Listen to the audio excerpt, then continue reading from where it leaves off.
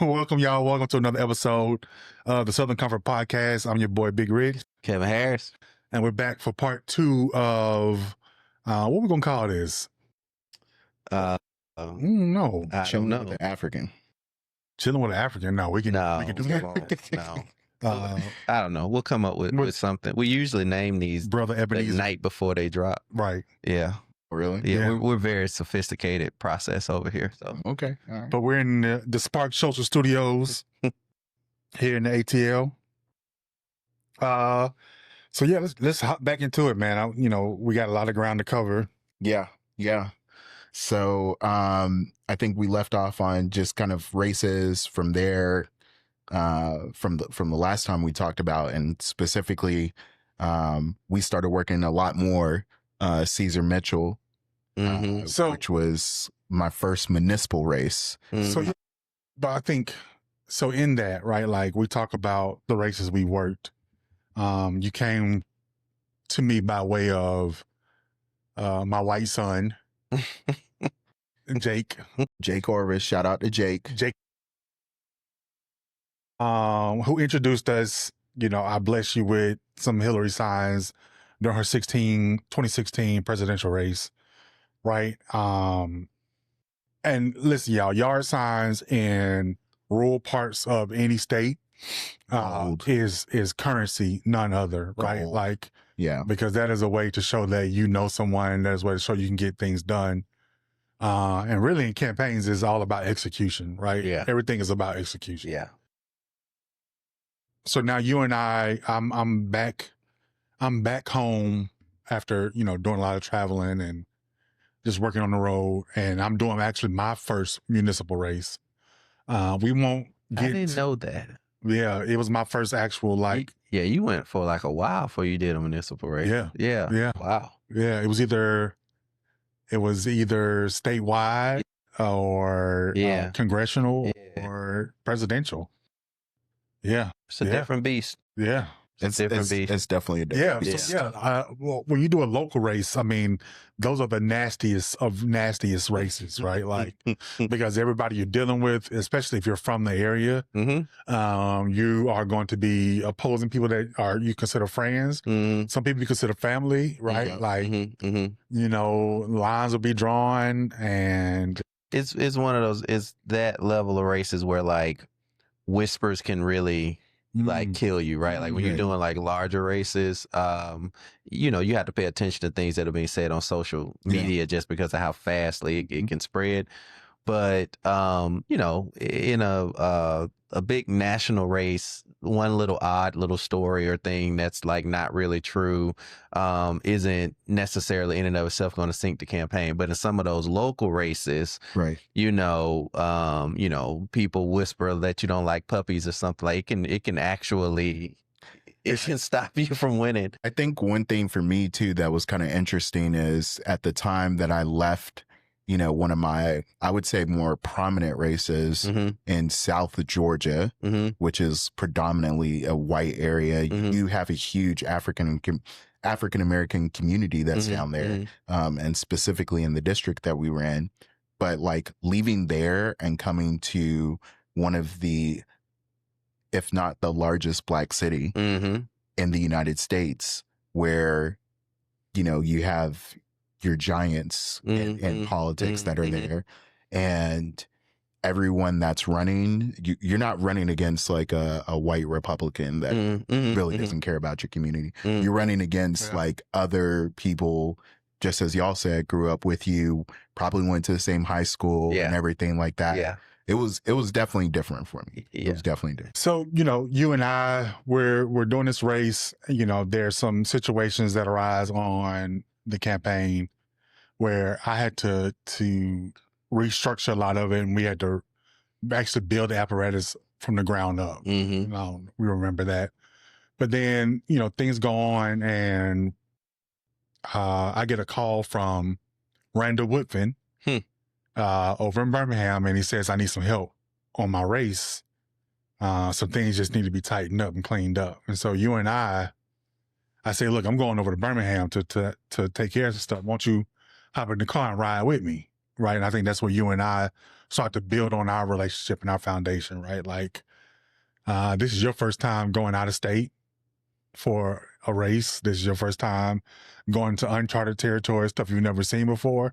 And this is actually your first time to actually work with someone else in the campaign space who I feel like, you know, I was having to help teach you and guide you along on how we do things, how we're setting up. And I think this is where you and I really cut our teeth and become even more close, you know. Yep. I definitely agree with that. I think for me, it was, you know, I got my introduction into politics, and the other thing too is like going into the caucus, being that intern, and then starting to work on these races. I just kept on reflecting on what I learned at my PWI institution, University of West Georgia. And I was like, the book knowledge that I got there doesn't really relate to what I'm actually doing. Like, no one tells you, you know, in your book, like, or when you're studying for political science, like, hey, like, yard signs are gold. You know, like, people value those things, right? Yeah. Well, there is so much dealing with the ideology and the aspect of power, which I think was very helpful and very knowledgeable, and helped me kind of like understand a little bit more on that higher level. But like really getting the chance to cut my teeth, like you said, Rich, I think it was important for me. And then being able for us to meet at that certain time was also very important, because it allowed for me to like really learn from someone that had been doing this for a while. And so a lot of these situations that I was facing was new to me. A lot of these situations that I was looking at was kind of new, and navigating it was kind of like, okay, very interesting. And that's where I ended up relying on you. And even in some of the other races, Kevin, I would give you a call and be like, hey, man, you know, actually, if I'm not mistaken, before Alabama, that's when we were doing the consulting firm. That was one of. That was a blast from the past. Yeah, we did do a couple. I held on to those cards too. I think that was the first time. That was the first firm work that I had did. So what Ebenezer is talking about is some years back, the very first consulting firm that we ever formed together. It was MU Group? It was MU Group, and Ebenezer was first associate. Was our very first associate. And then we did that, and then eventually me and Rich broke away from one of the other partners and just went and started some of our other stuff. But you're right, we did. You were a part of that company for a while, so you I would say it proudly too. Yeah, you got me. I mean, I had forgotten about that. I'm like, what firm you talking about? And I'm like, oh yeah, we did start that company. Yeah, because we did Randall's race. Yeah, Randall's first race was under that. Was under that company. So it was a part of that. Yeah, it was, and for me it was because I got sucked out of doing the municipal again, still learning about, you know, more into the world of politics, how to maneuver and everything like that. Meeting another figure that's also a black man that's able to introduce me to another black man, and then being like, hey, you know, with the institutional knowledge that y'all both had, and then being like, we are offering this firm and we're going to get all these different clients. For me, it was great because I was just soaking it in at that point. And I think like one of the things you're describing too, that that's interesting about like politics is you're talking about really like the importance of really mentorship and relationships, right? Yeah, like 100%. You know, you got your degree in political science, but a political science degree is not really how you learn how to do this, right? It is a profession where you learn by doing, right? That is the quickest way to do it. And it's really the only way to really get any experience and get good at it and build a career. But the other thing you always need in politics as well is like you need a sponsor. Yeah. You need that person that's kind of helping to kind of bring you into it, that's kind of showing you the ropes. And then from there, you just build a network, right? Yes. Because most of these times in these political jobs, particularly on the consulting side, you know, it's not like an application that you go fill out. These are not necessarily jobs that are posted. It's you get work and you build businesses based on the strength of relationships.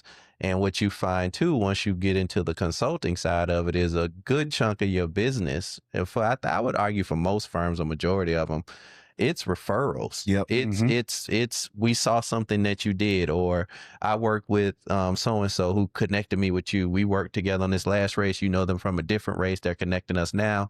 And that's really how you grow out and you build and you grow and you learn. And you know, and people, because people always ask us, like, how do you get started? Like, how do you even do it, right? And it really is that mentorship and that sponsorship. You need like a sponsor to kind of help you get started. I will say that takes me exactly. So like, you know, I talk about my history, but if you wanted to know my mind specifically at the time of me graduating in 2014 and then working at Six Flags, during that time, I was also working at McDonald's. I went back to my first job. I was trying to get some bread in, but like through all those times that I was there, I was thinking about how do I get into politics? Yeah. You know, like I studied politics. How do I get into it? Yeah. How do I do it? How do I do it now? Yeah. How do I actually do it? So, and you and I always argue about this back and forth. And I was bothered when we were doing Randall, and you're right there beside me building it out. And some of these things that you didn't learn or understood before you got to me. Right. And I was like, so what were you doing at your previous, right? You know, what was going on at the caucus? What was the training? What was the development? And again, I saw the same thing.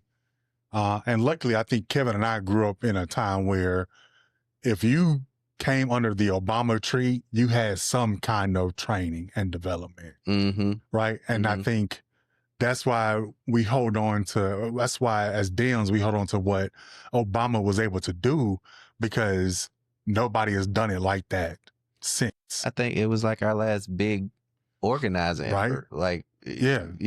Like, and you have all these organizations that talk about, you know, training and development, but it's actually not really happening.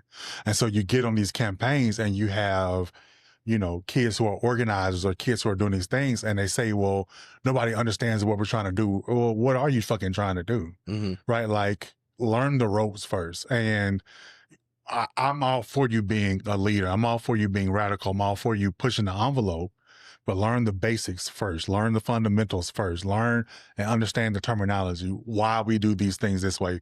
What's so important about an organizing meeting? What's so important about writing a plan out and developing a plan? What's so important about why fundraising it matters? Why you need to understand how to write an effective press release, what to say in that press release and what not to say, you know?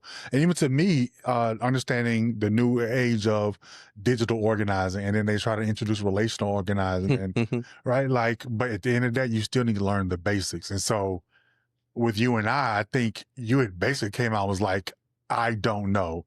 Can you teach me? And it's almost, you have to be that honest about it and say, listen, this is what I don't know, but I'm willing to learn. And I think that's what I loved about you. You were a sponge and you absorbed, you sat in the room, and you would ask the right questions, but you would ask the questions after we left the room. Yeah. Why did you do this? Or why did you say this? So we're doing this. And I was happy to like help you and coax you along that way, because I also learned from you on how to be a better coach and how to be a better leader. And so was it iron sharpens iron, right? And I think you didn't realize that you were iron at that point.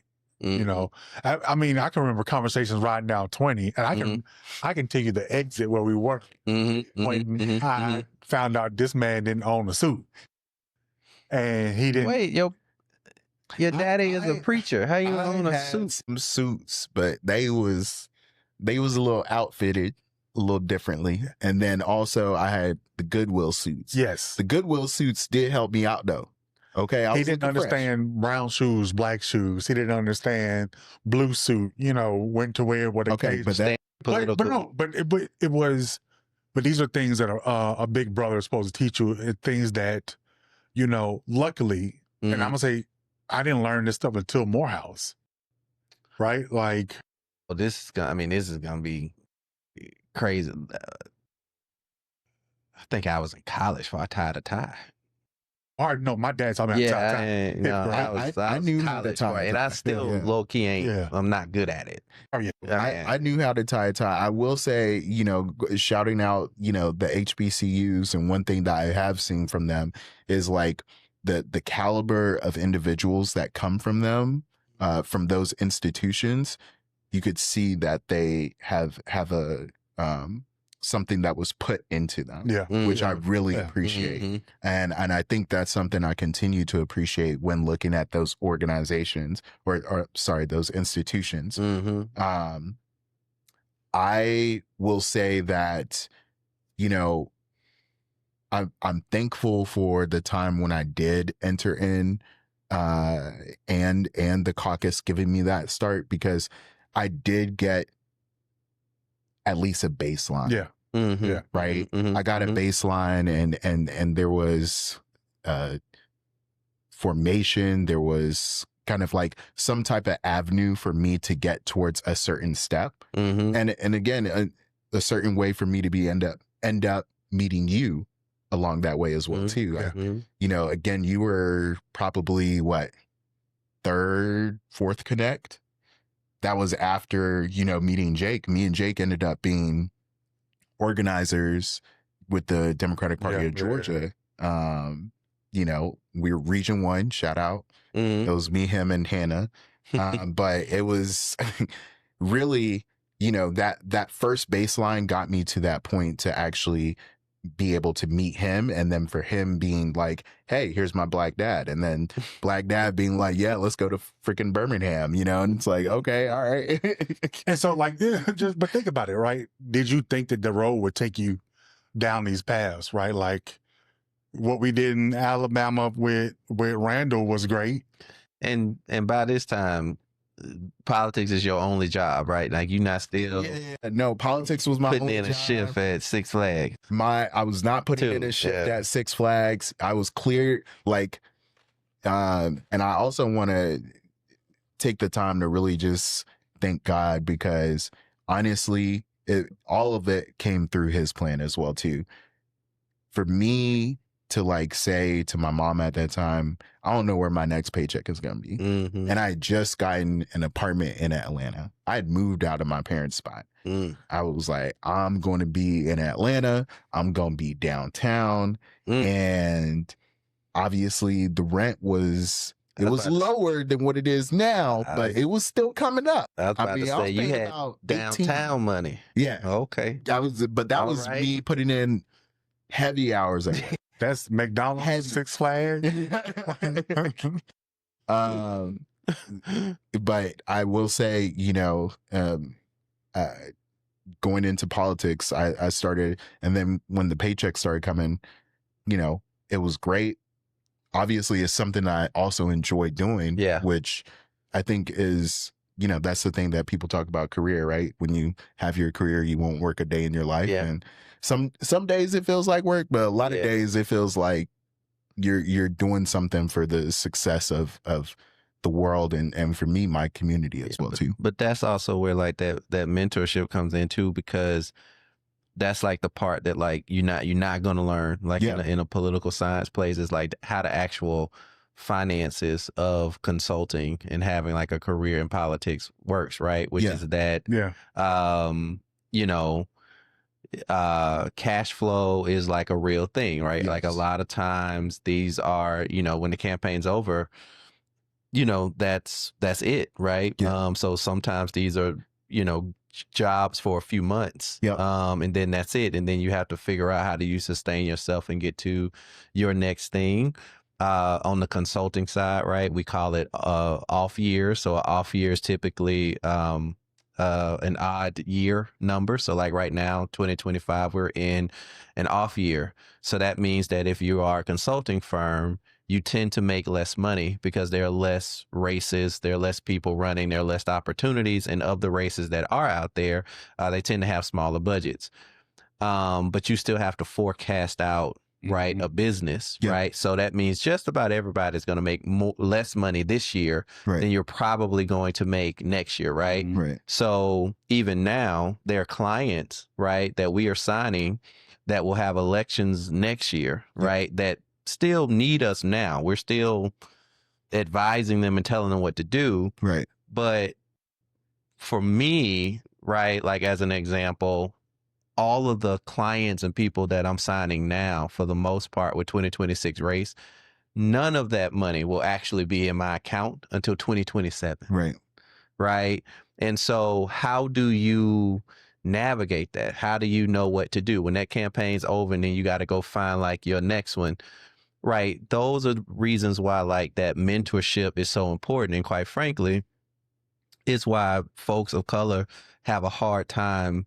Right. Part of the reason why you don't see us more represented at the highest levels is because things like that weed us out before we can even get enough experience to sit at those levels and have the cycles behind your back. Because a lot of folks, they say, I did a couple campaigns, but I had to go get a job doing something else before I could pick up that next campaign. And so I tried to do politics. I tried to work in it, but then I just had to let it go. So I'll say for me, and you hit on the point when it comes to mentorship, for me,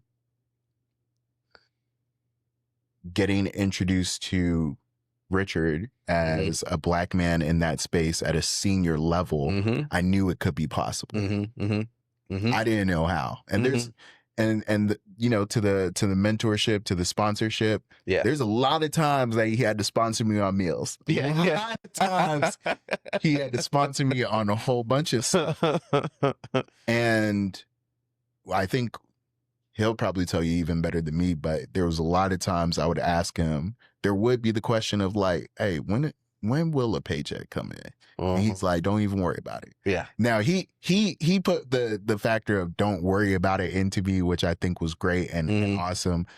But he also told me, the aspect of like how to be able to get that as well too. And that came through direct mentorship. My introduction to you and understanding like, oh, here's someone that worked with the Black Caucus in DC, and DC was somewhere that I wanted to be at. And then, like seeing that, I'm like, yeah, this is definitely possible. But I will say, and I've ran into a lot of individuals of color on the campaign trail. That is something that is not necessarily in a reality for them. And I will even, I'm going to highlight this more because I come from this background. Being a straight Black male, that's one that's even really hard for you to continue down in that path as well too. Yeah, it's that representation and that mentorship, like it matters, right? And we do spend like a lot of time talking about how part of what needs to change is there needs to be more diverse thinking in those rooms, right? A lot of times we all know like to win on our side of the aisle, right? I can't even just say on our side of the aisle, right? Like the United States is only getting more diverse, right? So to just win in general, everybody has to build diverse coalitions, right? And oftentimes though, the decision makers within campaigns and they don't look like the coalitions that you need to build to win. And so one of the things that we try to focus on throughout different parts of our career And quite frankly, it's kind of like how we got to get to where we are, is making sure you're building those pipelines of opportunity, and not just saying it, like actually taking the time to do it. And it's important. It's the only way that you're going to see some of these things change. And quite frankly, it's the only way that I think Democrats get better at winning election. And this was one of the reasons why I was so hard on you along the way, to like not kind of break away from the family, right? Because if others see that you're sticking and we're sticking together, they're going to want to get on board too. And that's only going to make us stronger. And so like we went from Randall, from Randall to Doug Jones, from Doug Jones to Warren. Yep. And then I think there was some like miniature and minor stuff in between where we would do stuff here. I was in Florida. Y'all was in Maryland. I think we covered that. Well, no. We didn't cover it. And we're not going to cover it because I don't want you to relive any trauma in your life where you made a dumbass decision. Listen, once again. You know, again. Yeah. What were you doing in Florida? I forget now why you didn't come to Maryland. I'm Alvin. So I'm just gonna put it like this. I'm gonna put it like this, okay? I wanted to be in DC. I thought a quick way there was a congressional, and I thought a great way to do that was also in Florida by the beach. I see, Kevin, you by the beach now, right? You enjoy life. It's great.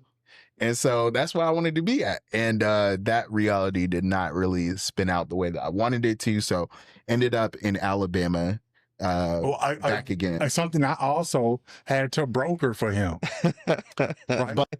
No. He help me, please help me. All right, it wasn't like that, but rather it was going to my mentor, and this is why mentors are important, because number one, you will end up in situations and campaigns where it's like,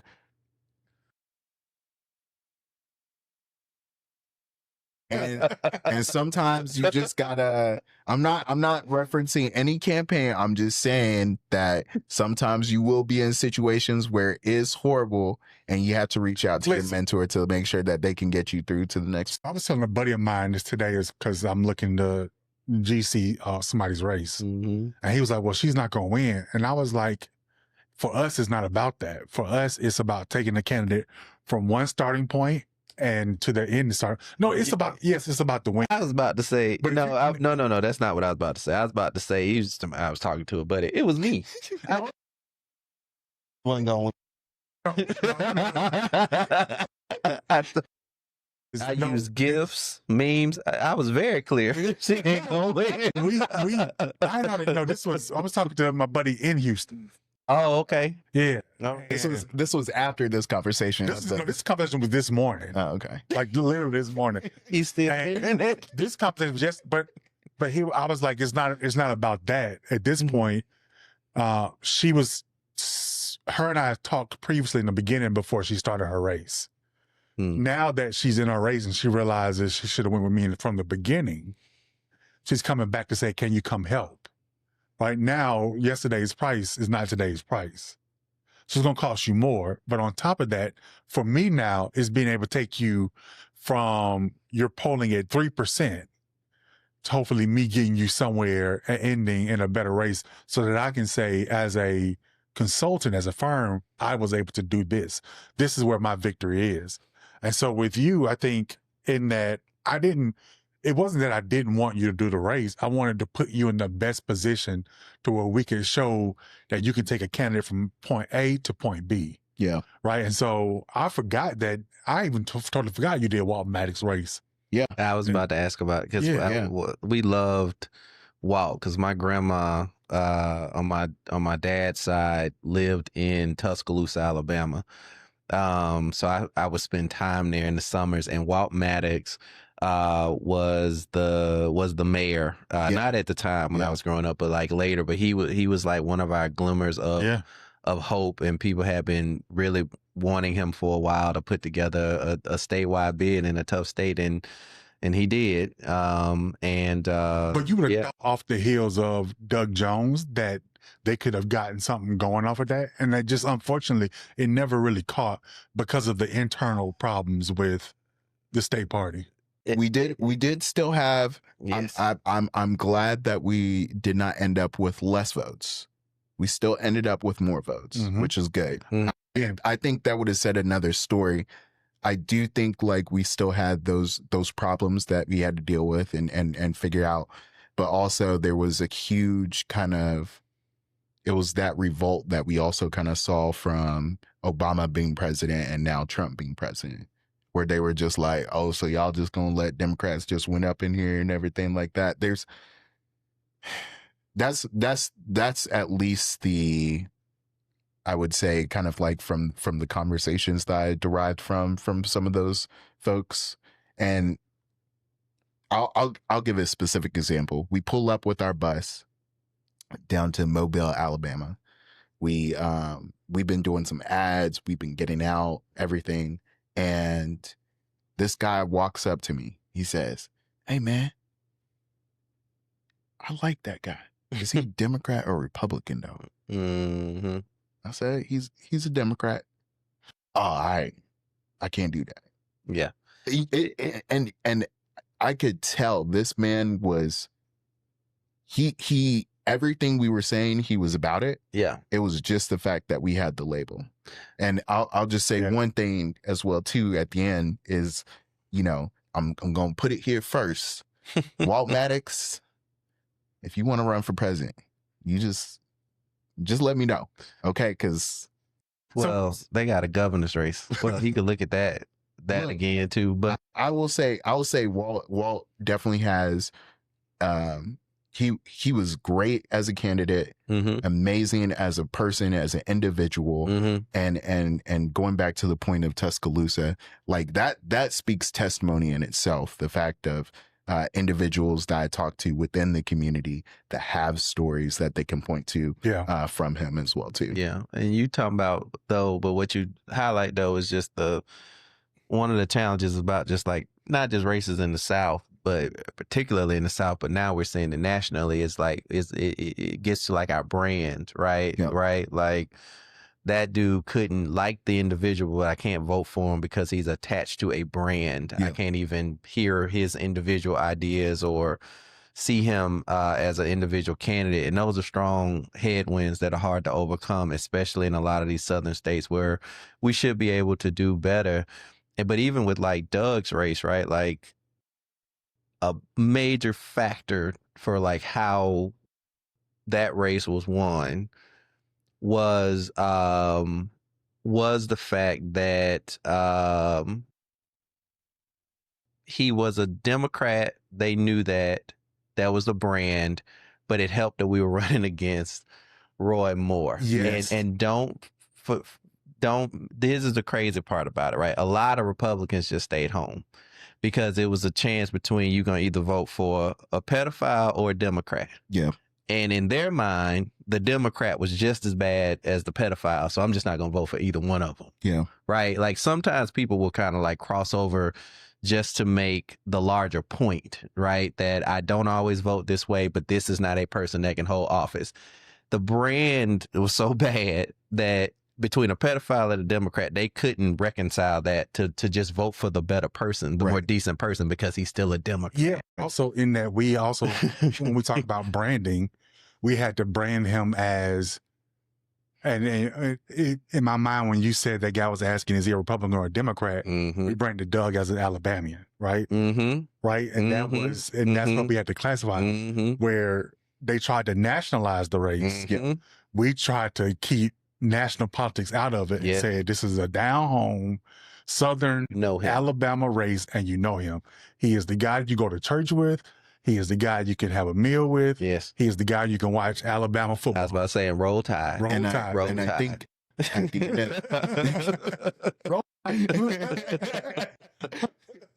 Drisky is popping in my head right now. But I think this is also another like testament to the platform that y'all have as well too, in the aspect of, you know, not only just talking from the perspective of like Black men and within this space, but specifically bringing up the aspect of why the South is important. And honestly, going back to the fact of like the brand and the brand of Democrats, like really, if we had the elevation of a lot of Southern Democrats, people wouldn't be saying that they're not a Democrat, right? Like there's some folks out there like that are just, and the other thing too, I think that a lot of Southern Democrats have brought to the table is we brought a perspective that is very, it can be put into a lot of these different communities, and it just brings about a realer factor or authentic factor that folks actually kind of want to see from their politicians. So that's a good pivot. So now after we've done all these races, you've done presidential, you've done U.S. Senate races, you know, you've done several U.S. Senate races actually. Yeah, congressional race. Yeah. You've done you started in the state legislature. You've done municipal. You've done the full gamut, and now you're in a new leadership role. You are now the executive director. Yeah. For the Georgia House Caucus. Yep. Right, and so now that we are talking about branding, right? I know in this role now you kind of see that the brand for the statewide party is in flux. The brand as a Southern Democrat is in flux. The brand as a Democrat as a whole is in flux. And we also talk about the need for more Black and brown men to be more upfront and prevalent in this pursuit of campaign politics, right? Like all of that. Like what are you seeing now in this role, and what are you trying to accomplish, or what do you want people to understand? Like, here's your opportunity to kind of lay out kind of your roadmap for what you see for the next, I say 2 to 4 years of life here in the South. Well, I'll say one thing that I'm really happy about and proud about is the fact that I've always kind of had a attachment to the caucus. Yep. When I first started off in 2015 and walking through those office doors, being a finance intern, not knowing what I was putting on those spreadsheets, but finding out later on what it was meant for, like that really played an important part for me. And I think the other thing at that time is we were smaller. I think at that time we were 60-ish members. And, you know, through my time there, so after every campaign season, like I said, I'd be back at session, and, you know, I'd be working for a representative, and then also conjointly also working with the House Caucus. But every year since that time, we've grown in membership, and now we're at 80 members. And so just to give everyone an example of like what that means is Georgia, we talked about the legislature, the 2 different houses. We have the House and the Senate. I think the House is better, of course. But that's me. I love working with a whole bunch of different personalities. So, in the House, there's a total of 180 legislators. So 180 legislators. We talked about, in order for you to be the majority caucus, you have to have majority of members, but also being the majority caucus, you also get to elect your speaker, and the speaker basically runs everything in the Georgia House. And so the magic number in order for you to do that is 91. So out of 180, divide that in half plus 1, you get 91. And so we're at 80, and we just need 11 more in order for us to be at that position. I think what excites me about this opportunity is that we're at a period in time of where we can actually achieve that. And I believe we can achieve it in 2026. I believe that number one, I'm working for a phenomenal woman who is the minority leader, straight from Columbus, which I think is also powerful as well too. We have, because break this down again for the folks out there, you know, Georgia and y'all talked about this before, a lot of times Georgia is looked at as just like Atlanta, and Atlanta looks at Georgia like no, there's the outside politicians, right? Like they all that there is. There's the political campaigns that come in, right? And the folks that come in, and they always want to do something in Atlanta. Now, I'm not saying that Atlanta is not important or the surrounding areas, but also we have other pockets in Georgia where there's huge political power.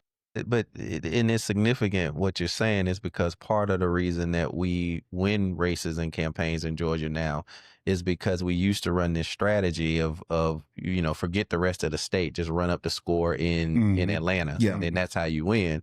And that's not how you win in the South, right? You have to literally organize the entire state. You have to get into all of these different communities. You have to understand rural and urban and suburban. If you want long term success. You don't win a statewide race like that. That old thinking is over. Just we don't talk to the rural people. We're gonna run it up in Atlanta, and then also the part of the reason that's important too is that you're finding out not everybody in these rural communities are Republicans. Yep.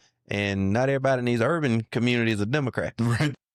That's right. You got to go out there and organize the whole state. And I think, like, again, that got revealed to me through the race I first worked on, which was, one of my first prominent races, which was down in Thomasville, Georgia. I remember I used to get introduced as, oh, he's the kid from Atlanta. He's the kid from Atlanta. So I had to switch up my lingo a little bit. I just said, yeah, I'm from Mapleton. And they're like, where's that? And I'm like, it's a small little city outside. I'm gonna take back my Atlanta yard signs. Well, they just said Hillary, not Atlanta.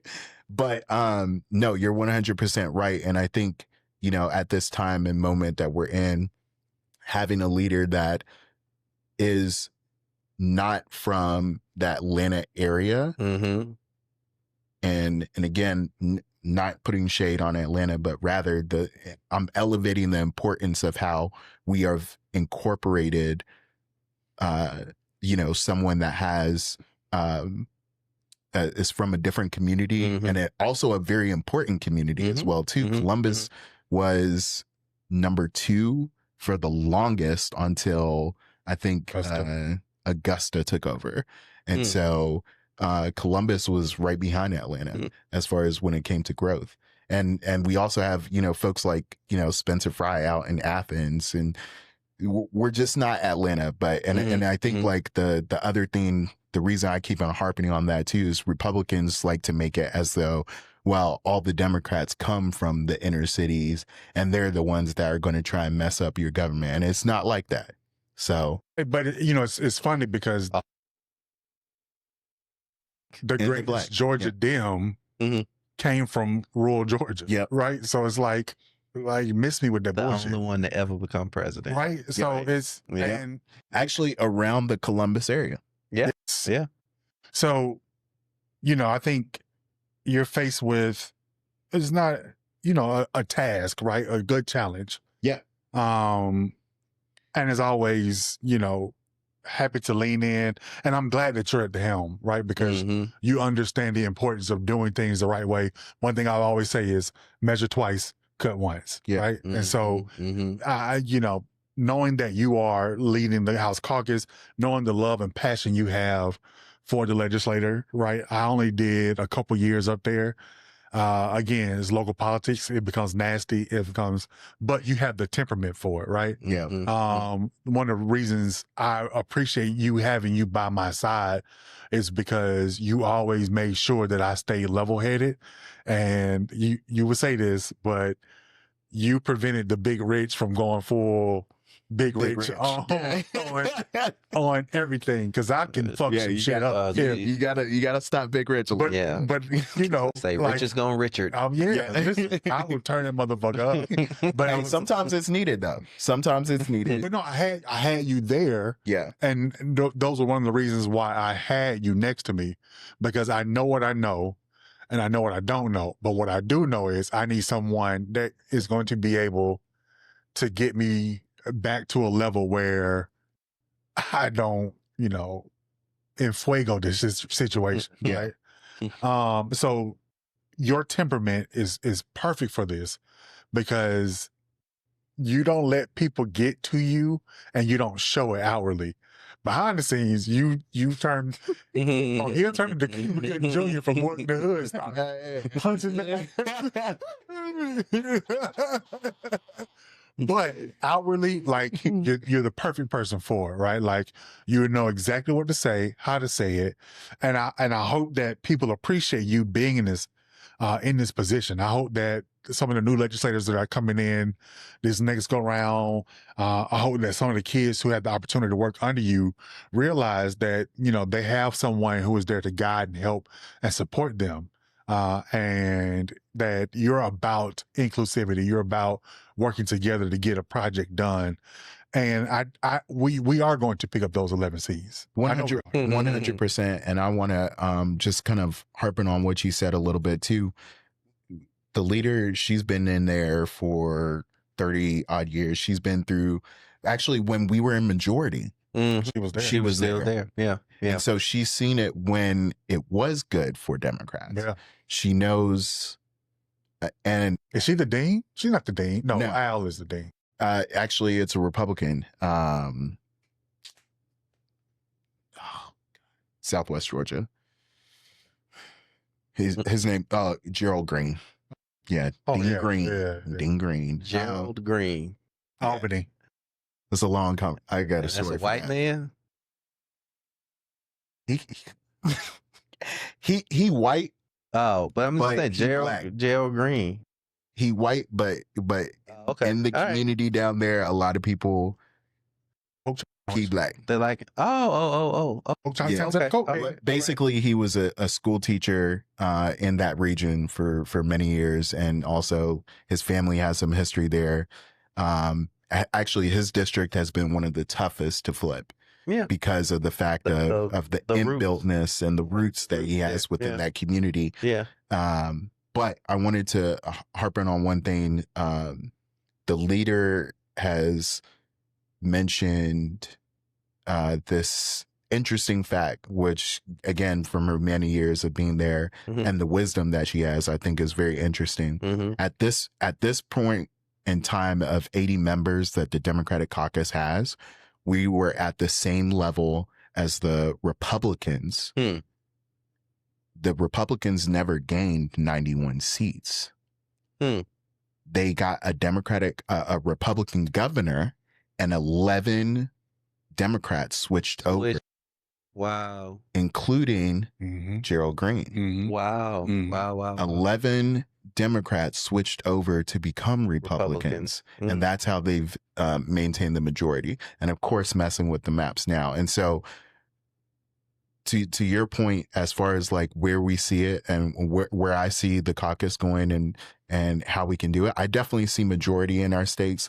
I think like it's a testament to the fact that like we're already here at this point, again, the same point in time as, where the Republicans were. And we got two Democratic senators, governors races, they're close. So, I mean, it's a matter of time.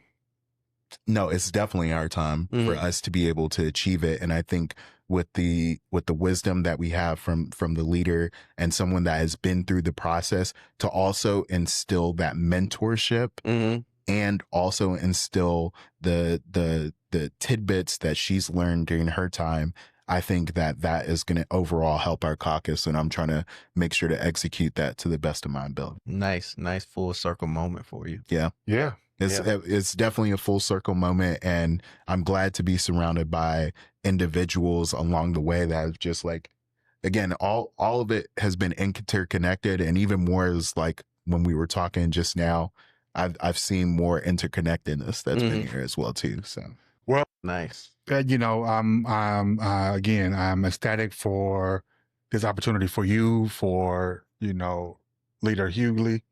And the state, right? Like, hopefully we are on the other side of moving things in the right direction. We did not get to touch on some other things that I definitely think we should talk about. So, which means you got to come back. That's right. You local. Yeah, you local, so you can always pop your head in. Particularly now, all that's going on with immigration. Right now, Yeah. I think we're kind of in like a seesaw moment of what's going on domestically and also internationally, where this country is kind of spinning around right now in a carousel of confusion. Yeah. Well, I'll say immigration, especially in the context, because that's actually played a huge role in my life. Because my parents came here actually illegally, and then they got their citizenship. Oh, that's bad. Nah, we good now. Nah, now's not the time to just be putting that out. Listen, I'm just gonna say right now, we solid. So we solid, and I'm a Second Amendment person. So come if they may. So we're not going to end on the mama moment. But I want you to give your best story from on the road to close us out. Well, I do have a mama moment though. Okay. And actually, it's touching back on the mama moment from earlier that Kevin raised, and that's my dad. Yeah. So, okay. Like, I got to give it up to my dad, my pops. Who is here legally. Just want to make sure I'm leaning in the microphone. Listen, he is here legally. And no, he's here legally. He's a pastor. He's more than that. He's just been a solid light. And just like you said, he didn't know what I did at first. And then when it ended up that he was like, you know what? It looks like you're okay. You're paying your bills and you're doing all right. So you're married, you got a boy. You're married, you got a boy. Yeah. And also shout out to my wife and my son Micaiah as well too. I can't leave. Yeah. I can't leave without saying I definitely love them, and specifically my wife has played a lot of more of a role being outside of the political space and giving me just a chance to get sometimes outside of the circle that I continue to. I want you to look into the camera and say it to your wife. Well, baby, I love you so much. And it's very interesting for me looking at this camera right now. It's kind of weird, but I love you very much, and I'll be seeing you later. So you'll know that as well. Cool. Okay. Hey, you better say the same thing too. Y'all gotta go home. Come on now. I won't see my wife for a week. Yeah. Sadly. I'm about to see my wife in like 15 minutes. But no, quick story, funny story, anything? Oh, well, I know you got plenty of funny stories. I don't know if this one is good or not to say, but this also reminded me of the India group. Okay. So if you remember, I was waiting for my paycheck.